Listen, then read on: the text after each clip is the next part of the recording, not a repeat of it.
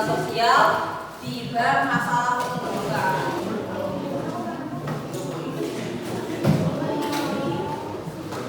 Tapi nggak warna soalnya di ruangan guru. Yang keluarin kita lihat nih. Nanti ya Nes, gantian. Nah di situ ada gambar apa kira-kira?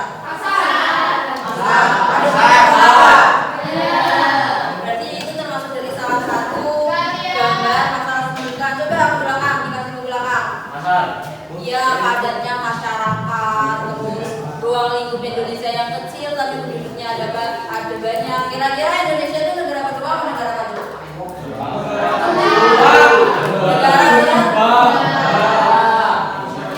Kita akan membahas tentang masalah kependudukan secara kuantitas dan kualitas. Berarti kalau kuantitas berkaitan dengan jumlah.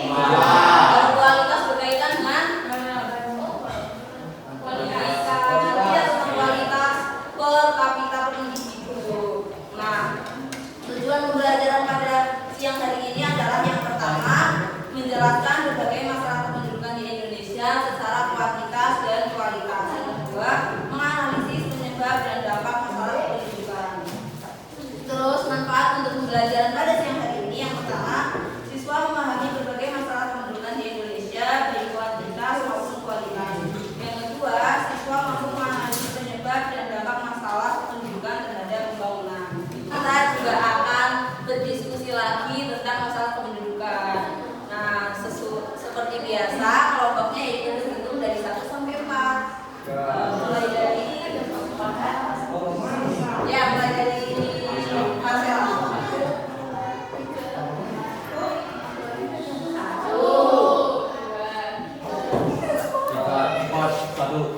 Nah, sekarang bergabung 1, 2, 3, 4.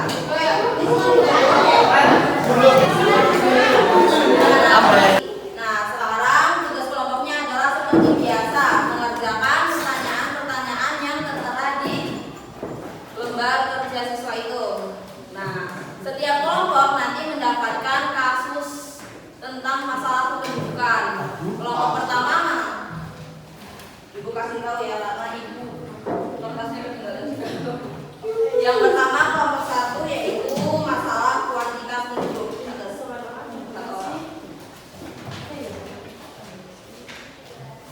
Jumlah penduduk Indonesia terus meningkat setiap tahun. Memiliki tingkat pendidikan.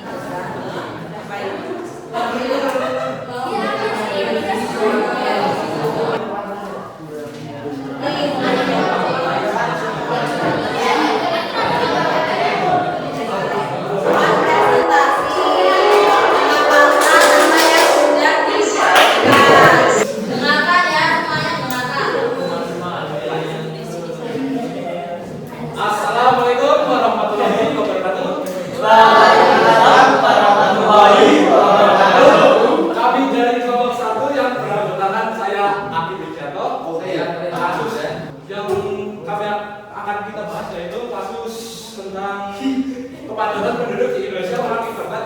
urbanisasi keterbatasan batasannya lapangan pekerjaan dan urbanisasi. Masalah utama kepadatan penduduk di Indonesia mengakibatkan urbanisasi, keterbatasan hingga lapangan pekerjaan. Ya, demikian hasil diskusi kami. Ada yang ingin ditanyakan? Yo, tanya satu. Ayo yes. Nah, Nul. Yang benar ya, Nul. Jelaskan permasalahan kependudukan lainnya yang dihadapi di Indonesia serta berikan contohnya. Baik, saya akan menjawab. Jadi masalah kependudukan yang ada di Indonesia yang lainnya adalah transmigrasi atau perpindahan antara penduduk desa menuju ke kota. Sudah cukup? Bagaimana menyadarkan warga Indonesia agar tidak semakin banyak warga negaranya. Seperti itu. Terima kasih. Dan melakukan KB. Kan biasanya kalau itu apa terjadi di sini itu kan nggak mau gitu, nggak mau melakukan KB itu. Gimana? Selain itu, artinya butuh Ya betul. ya kita bisa pemerintah harusnya bisa menyadarkan masyarakat tentang dampak negatif yang akan diberikan jika terlalu banyak keturunan yang dihasilkan. Sudah cukup? Belum. Ya. Gak apa-apa kalau nggak merasa puas tuh bilang aja. Kenapa sih banyak orang yang berpendapat banyak anak punya rezeki? Ya. Kita harus buang pemikiran yang pertama itu sangatlah merugikan bagi sendiri dan negara. Cara buangnya di mana? Ya, saja. Karena kesadaran diri itu sendiri sebagaimana tergantung pribadi masing-masing. Kalau nggak bisa, Ya kalau nggak bisa, Ya pasti bisa. itu sudah takdir. Kalau nggak bisa itu sudah takdir. kalau mau pikir orang-orang kan beda. Ya makanya pemerintah harus lebih meningkatkan kualitas kerjanya daripada duduk saja.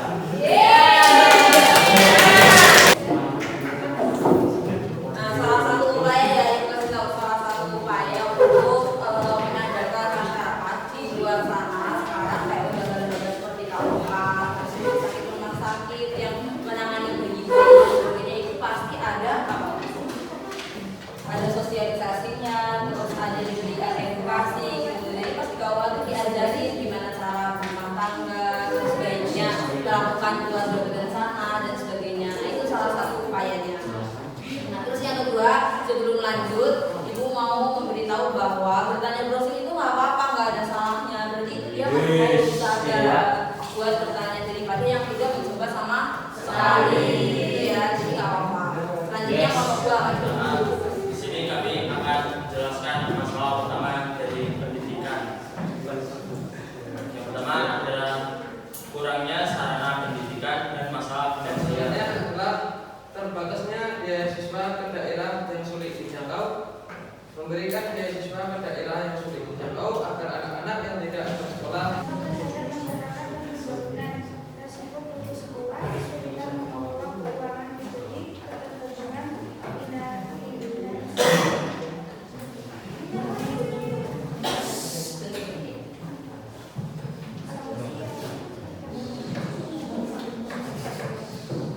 Solusi yang dapat dilakukan oleh masyarakat, pemerintah, dan individu. Masyarakat memberikan beasiswa, pemerintah memberikan kurikulum agar negara menjadi maju. Individu tidak merusak kurikulum yang sudah dibuat. Ada yang mau tanya? Saya. Ya, Apa ya ini dulu di sini dulu yang tiga ya, tiga. Ya, itu termasuk faktor apa saja yang menghambat akses pendidikan bagi sebagian masyarakat, terutama di daerah tertinggal. Bisa dijawab. Langsung jawab, langsung jawab. Bisa dijawab. Faktor-faktor yang bisa menghambatnya adalah sulitnya akses jalan karena pembangunan pemerintah, ya keuangan dan sabar dan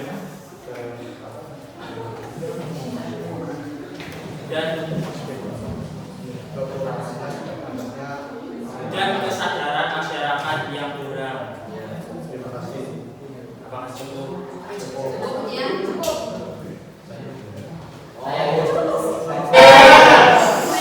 Bagaimana kurikulum yang bagus untuk membuat Indonesia Emas tahun 2045? dari berbagai agama masyarakat dan pemerintah banyak yang mengusulkan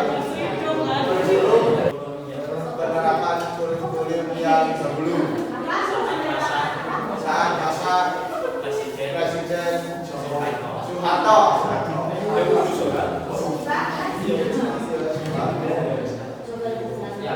Oke, terima kasih. Kami akan membahas tentang pendapat atau penghasilan yang akan dibacakan oleh Jadi hasil diskusi kelompok kami yang pertama yaitu masalah utama dari masalah ini yaitu banyak penduduk Indonesia memiliki pendapatan rendah, meningkatnya angka pengangguran serta pendidikan dan keterampilan yang terbatas. Kemudian penyebab dari masalah ini adalah yang pertama pendidikan masyarakat rendah, sekolah belum banyak dan tidak banyak tenaga ahli. Dampak terhadap masyarakat dan perkembangan pembangunan. Tingkat daya beli masyarakat yang rendah menyebabkan pembangunan tidak berkembang dengan baik dan tingkat kesejahteraan masyarakat menjadi menurun. solusi yang dapat dilakukan oleh masyarakat, pemerintah, dan mengingatkan usaha kerajinan rumah tangga, memperluas kesehatan kerja, meningkatkan produk lokal, dan merangsang kemajuan di bidang swasta. Sebelumnya kami membatasi pertanyaan, hanya bisa bertanya ya. Apakah ada yang bertanya? Saya.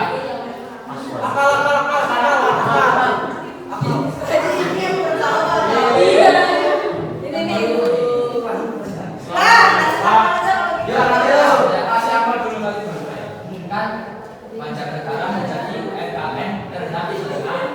Bagaimana cara pemerintah Banjarnegara untuk menaikkan UMKM?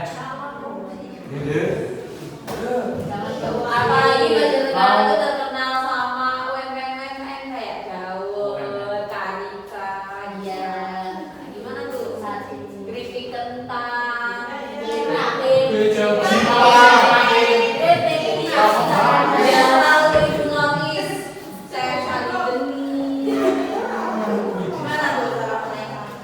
Sudah ada, ternyata Banjarnegara kan punya banyak potensi kayak yang tadi disebutkan. Nah itu bisa juga dengan memproduksi lebih banyak produk kemudian bisa dikirim ke luar kota atau juga ke luar negeri. Kan tadi sudah dijelaskan bahwa lowongan pekerjaan tidak hanya dengan perusahaan-perusahaan besar, program-program pemerintah saja, tetapi dengan meningkatkan UMKM. Dan bagaimana dengan orang-orang yang tidak memiliki ilmu, bagaimana tindakan pemerintah sendiri untuk itu orang yang tidak punya ilmu dapat punya ilmunya itu. Kan kayak banyak informasi dari internet juga, terus di televisi juga ada kan beberapa program televisi yang emang banyak kayak pembelajaran mengenai bagaimana sih caranya kita dalam berusaha atau berwirausaha. sekarang banyak lembaga-lembaga sosial seperti dompet duafa. Kalian pernah dengar nggak dompet duafa? Dompet duafa, lazisnu, lalu dan sebagainya. Mereka lembaga sosial itu sekarang banyak membuat wadah, menyediakan wadah pelatihan kayak